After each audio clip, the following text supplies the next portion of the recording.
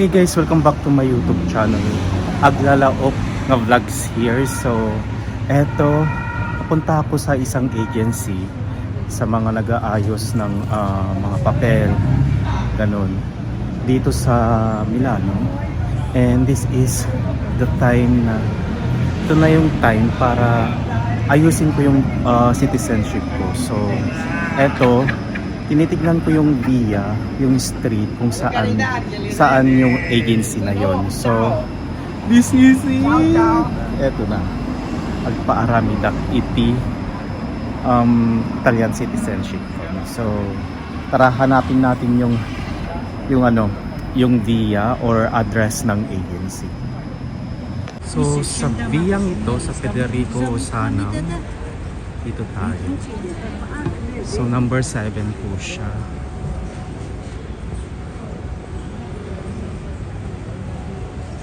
So hanapin natin ang number 7. Dapat mahanap natin yung number 7.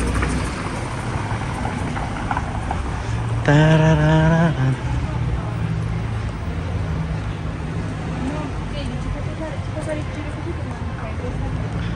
Anong number na tayo? Number 4. Okay. So, konting hakbang na lang. Konting hakbang na lang.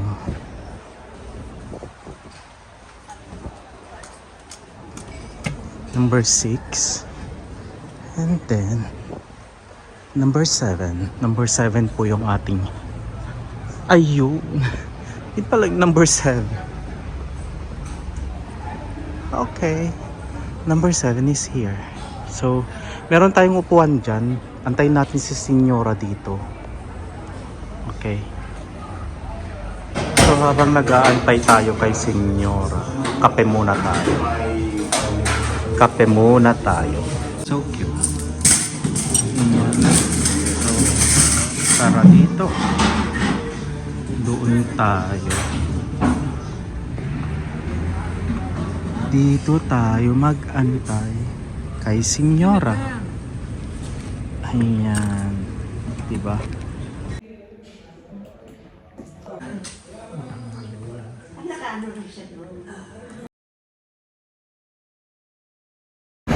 So eto, ituloy natin yung vlog natin nung nakaraang Sabado. So yun nga, hindi Sabado but napanlak nagpaayos iti documents ko para iti application ko iti Italian citizen. So tama pa nakapayat ang pabagi 250 nga mapan ko bayadan digi posta, parang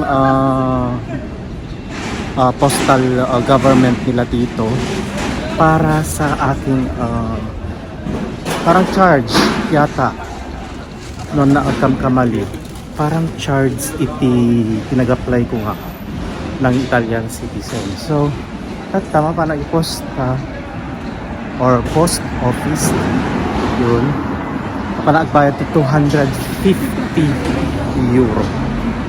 So panagbayad to 250 euro. Tapos parang kumatang iti parang yung marka di bolo, yung parang post card. Natapik ko na yun sa isang vlog ko nga kailangan niya idikit dayjay marka di bolo. So tama pa tayo bayad iti 250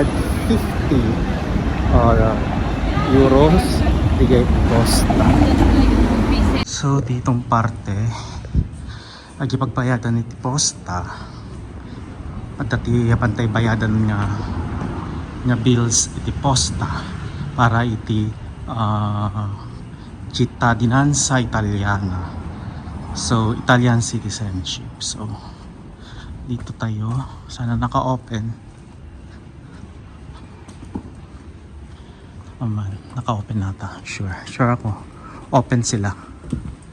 So eto, so tara open tayo. Yun nga, naka-open.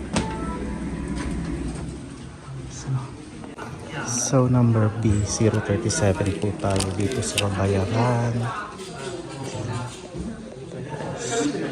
Sana mabilis lang ako kasi 1 hour break lang ako. So yeah.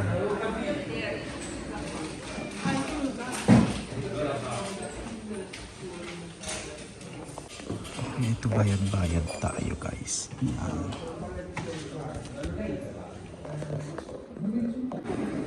Ito nakabayad na tayo. Tara na, mag-withdraw tayo ng 20 para makapangbili tayo at makabili na tayo ng ng Marca da Polo. So yun, nakabayad na tayo. So tara na, bili na po tayo ng Marca da Polo. So eto, balik ulit tayo sa bar na pinuntahan ko kanina. And then konting rest. Mayroon pa tayong mga 20 minutes na pahinga bago pumasok sa pangalawa kong trabaho.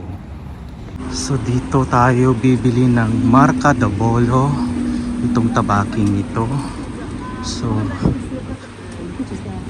tara, dito tayo. Ito. So eto na, nakabili na tayo. So eto nga, tapos na tayo. So tara, mag-work na tayo. And then sa next day na lang na ating gagawin ay balik ulit tayo sa patronato, dun sa agency kung saan ako naglakad ng aking mga documents. Ipapasa ang mga natapos natin ngayon. So I'm happy.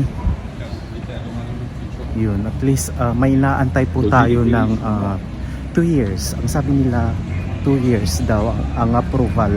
Sana gabayan ng ating Panginoon. Yun, pagod. Sana gabayan na. So sabi nila mga 2 years daw labas na yung cittadinanza Italiana, yung Italian citizen. So yun nga, ang Panginoon ang gumabay sa aking pag-a-apply. So tara na, work na tayo. And then sa Sabado kami ako ay magpa-process ulit at babalik sa patronato kung saan ko linakad ang aking mga documents. Have a nice day. So eto na nga, day 3 na tayo. So day 3 ng ating paglalakad sa ating Italian citizenship. So tara, ituloy natin. Another Sabado ko kasi ito lang ang aking free time para i-process ang aking mga documents. So tara nang tapusin ngayon.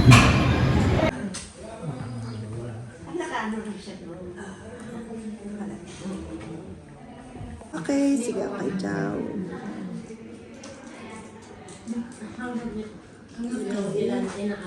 Michael? Yes Nasaan po. yung sa- Finally, natapos ko din ang aking pag-aayos sa aking Italian citizenship. Maraming salamat. Have a nice day. Bye!